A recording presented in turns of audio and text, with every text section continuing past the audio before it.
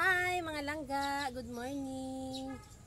Wow, napaka-fresh ng ating morning dahil tapos na yung ating pinagawa na mga kulungan ng ating mga manok.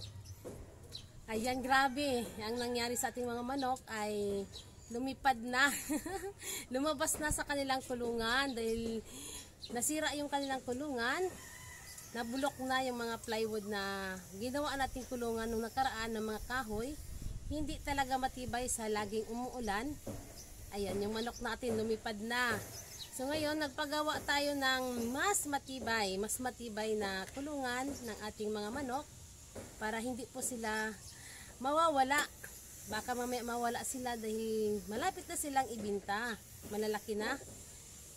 Ayan, tara. Ang ating mga manok ay safe na sila sa kanilang kulungan. Silipin na natin.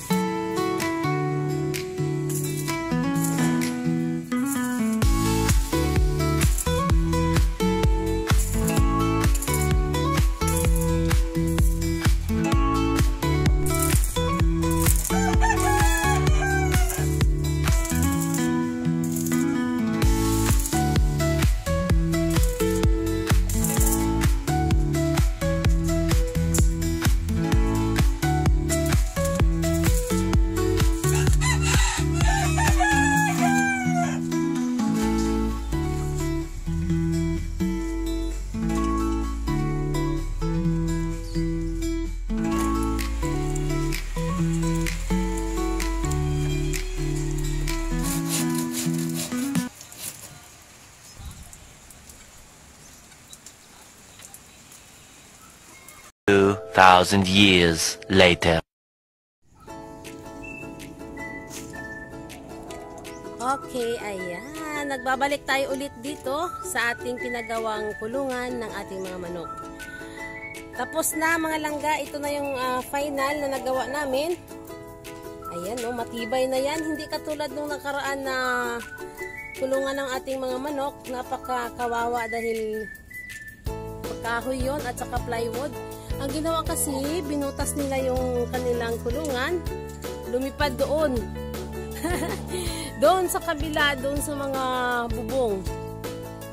Ayan, kaya ito ang aking pinagawa. Ayan, oh, tibay yan lang matibay. Pinawilding ko na talaga para hindi sila dyan makalayas. Baka mamaya lumipad. Ito yung mga manok natin na pina-incubate noong nakaraan. Yung mga lalaki ito. Kaya sayang dahil malapit na silang maibinta. Ayan, matibay yung pinagawa natin. Yung itaas nito is mga tubular yan dahil pinasadya kong ganyang pagpagawa bago magiging, ayan, bubong. Mayroon tayo ditong pinagawa na patungan ng ating mga gulay sa taas. Ayan, no, nakita nyo yan. Mga lettuce po yan at saka mga spring onion sa taas. Napakaganda. Matibay yan kasi tubular yan. Mahal ang pagpagawa pala. Mahal din pala ang tubular, ano, kahit ganyan. Yan. Hindi pa ito tapos talaga ang ating pinagawa dahil hanggang doon pa yan sa dulo. Doon. Hanggang doon sa dulo. Papagawa ko rin yan. Diretso yan. Diretso. Hanggang doon. Ang ating taniman na yan. Pero ngayon, sa ngayon, dito lang muna sa taas ng ating kulungan ng mga manok. Kasi sayang po ang space doon sa taas, di ba? Kasi nasa rooftop tayo. Yan, nasa taas tayo, kaya sayang yan. Sayang ang space dyan. Ayan, o, di ba nakita nyo? Matibay na. Makukulit kasi itong mga manok na ito, eh. Ang lalakas po nito pumalo, eh. Ayan, o. Ayan, sa mga gusto ng mga manok, ha? Pag naibinta ko na ito, nakailang binta na rin ako ng mga manok. Ilang taon na rin ako nagbibinta. Ayan. Kasi yung mga, wala po sayang ang mga patuka nito mga langga dahil nag-garden tayo, nagkukumpos tayo ng kanilang mga manure. Ayan. Naglagay ko lang ng pansahod sa ilalim. Kukunin natin yan. Kinukuha ko yan at kinukumpos ko ang kanilang mga pupo. Ayan, no, mga, ayan ang babae ko. Ayan. Silipin natin ha, mga manok dito ha. Mamili na sa mga gusto ng manok.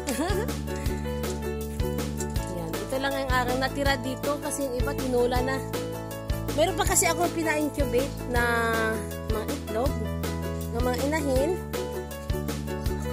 Kaso lang, yung una kong pina-incubate, hindi po nabuo lahat. Ayan. So ngayon, ito naman ulit, nagpa-incubate ako doon. Sana mabuo. Kasi hindi pala maganda sa manok. Yung mga itlog. Wala kasi tayong wala ditong mga, yan, dapat maglagay ako dyan ng tag nito, pugad. Para ng itlog. Makabuo. Kasi pag bumagsak kasi sa sahig, hindi pala siya nabubuo, nagka-crack. Ayan. Silipin natin doon sa taas ng ating taniman. Ayan, no? Nakita nyo, ang ganda, no? Maliwanag na kasi maaraw na. Ayan, no? Tara, silipin natin doon sa taas. Yan ang aking pinagawang dyan na tayo papatong. Ayan, may hagdanan ako dyan, may patungan para makaakyat doon sa itaas na yan. Okay, ayan, nandito na tayo sa ating pinagawa na patungan. Ayan, ayan, ang ating na itanim dito, mga lettuce ito langga. Ayan, bubong na yan sa likod, bubong na. So, ito mga lettuce dito, grabe ang ganda, no? Napakasariwang sariwa. Napakataba nila dito sa taas, oh. Ayan, malapit na rin sila ma-harvest. Ayan, no? Grabe ang ganda. Ito yung mga sibuyas dito, oh. Ayan, ito yung mga na-transfer ko ng mga sibuyas. Ayan, yung isa dito, oh. Isang paso dito, kung hindi pa masyadong madami. Ayan, namumulaklak na yung sibuyas natin. Ito yung ating mga red lettuce. Ayan, ang dami na. Doon sa unahan na yon, doon banda. Ayan, doon. Ipapagawa natin yun langga, katulad din nito. Diretso hanggang doon para marami tayong taniman. Ayan, dyan tayo galing sa baba, oh. Ayan, oh. Ayan, taniman yan dyan, taniman. Okay, ayan, magpakain na tayo ng manok. Nagugutom na sila. A few moments later.